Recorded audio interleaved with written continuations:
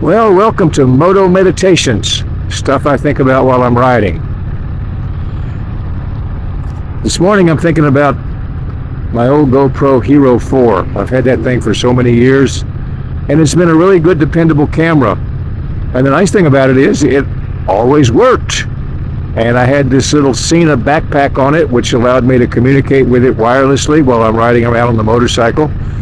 I've had it in terribly hot summer days. It never overheated, never conked out on me. I could always depend that my videos would be okay. So, like most people, when something's working, we try to make it better.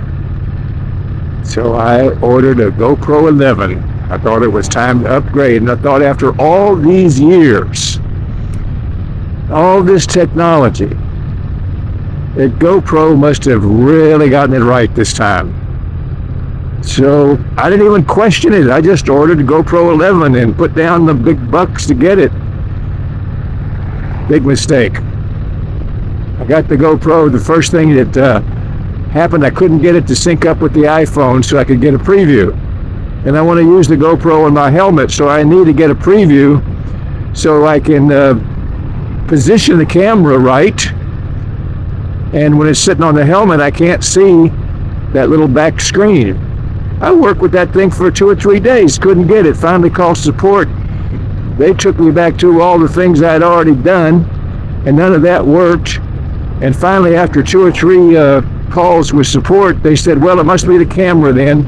Send it back and we'll replace it. So I sent it back, and all this is taking up time. And then I got another camera.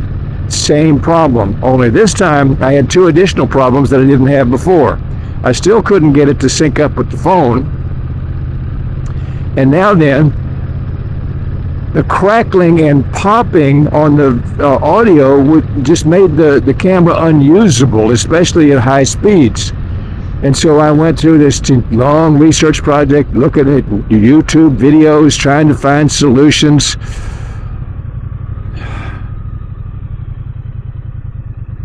And then the camera overheated, I think, on a very short ride, about 15 or 20 minutes, just cut off on me. I spent about 2 weeks trying to get that damn camera to work.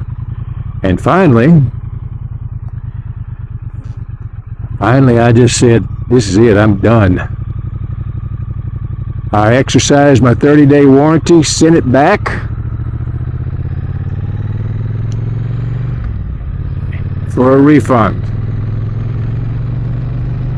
And I bought the camera that I'm using right now to shoot this video, the Insta360 RS1. And so far I'm really happy with it. The nice thing about it is it works. It's synced up with the iPhone, got a preview reliably. As far as I can tell, the video quality is as good, or at least comparable to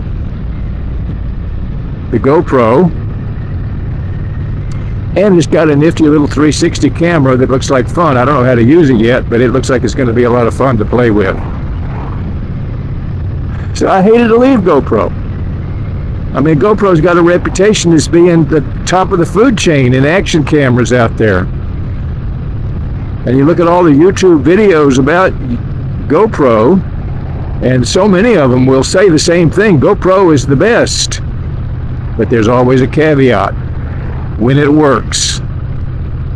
When it works. Well, I got my taste of what they meant.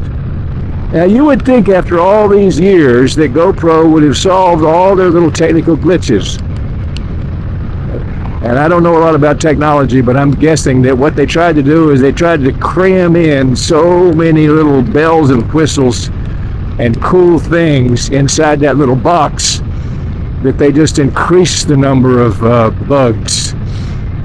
So GoPro, I hate to leave you. I didn't want to have this breakup, but I hope you can get your act together and get it right, because it is a beautiful little camera when it works. The Insta360 is a beautiful little camera, and it works all the time. every time. And that's what we need in an action camera, because it's really hard or impossible to go back and redo the stuff that we did the first time. So thanks for listening. I'll check back in with another one of these as soon as I think about some other things I want to talk about.